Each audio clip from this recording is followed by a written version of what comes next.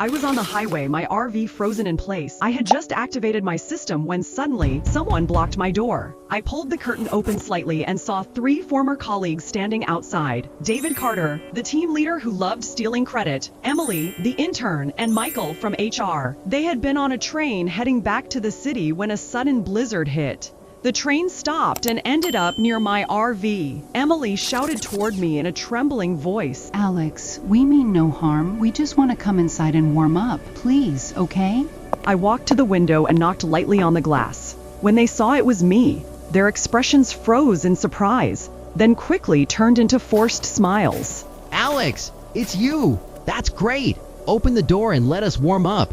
I slowly lowered the window a little. A blast of freezing air rushed inside, making me shiver. "I'm sorry," I said calmly. "My fuel and food are barely enough for one person. If I let you in, we might all run out before rescue arrives. Your train is large and sturdy. You'll be safer waiting there. How could I let them in? My biggest secret, the system, must never be exposed." David's face immediately turned ugly. He pointed at the exhaust pipe on my roof and shouted, "That pipe is still emitting heat. You must have modified your heating system."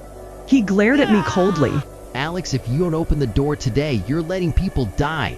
My mind remained calm. Suddenly, a notification appeared in my vision. Anger from David Carter plus 50 points. I smiled slightly. "Team Leader David," I replied. "What if you come in and throw me out instead?" This is called reasonable risk avoidance. Michael, who had been silent until now, stepped forward with a serious expression. It's not dark yet. The company has temporarily requisitioned your RV. If you open the door and let everyone in, you'll receive triple overtime pay.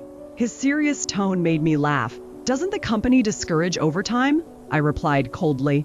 "If you haven't finished your work, maybe you should reflect on your efficiency." Silence fell. Shame and anger from Michael plus 900 points. Despair from the group plus 950 points. Furious, they smashed and kicked my RV, but without proper tools, they couldn't do anything. Eventually, they left, cursing. Early the next morning, they returned. This time, they looked much worse, disheveled and desperate. David rubbed his hands nervously. Alex, let's talk. We won't take advantage of you. We'll trade something. Emily stepped forward, holding a backpack. She said softly, Alex, we were wrong.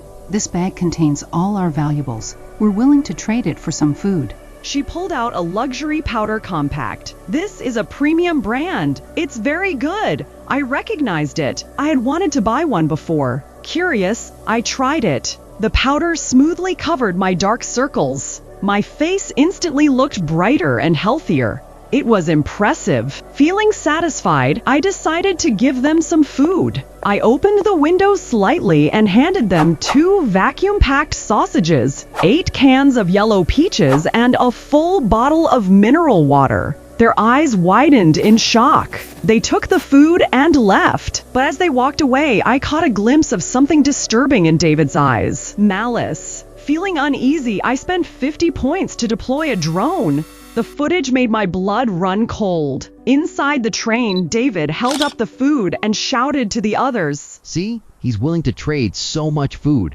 He must have tons of supplies. There are crowbars and fire axes in the tool room. Tomorrow, when the snow clears, we break his RV open and take everything. The next day, they returned. This time, more than 10 people came, all armed. One of them was a locksmith. I checked my system panel. 500 points, only 200 more needed for Polar Fortress mode. Perfect. I opened the curtain slightly, pretending to panic. "What? What are you doing?" David laughed confidently.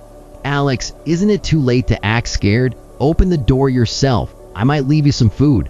I activated the external speaker. "David," I said calmly, "yesterday you begged for food. Today you came to rob me, and you think you can break my RV with those tools? If you can break this door, I'll call you my grandfather." I looked at the locksmith. "Especially you. Don't ruin your career." Anger from David Carter plus 50 points. Anger from the crowd plus 100 points. David shouted, Stop talking. Break it. The locksmith stepped forward. He worked skillfully with a wire. The lock began to give way. I smiled. Want some hot water? Your hands must be cold. Shame from locksmith plus 50 points. My points reached the required amount. I spoke silently in my mind. System. Upgrade immediately. Polar Fortress mode. 500 points consumed. RV defense system upgrading. Upgrade complete. At the same moment, click. The lock opened. The door slowly swung open, and what stood behind it was no longer an ordinary RV.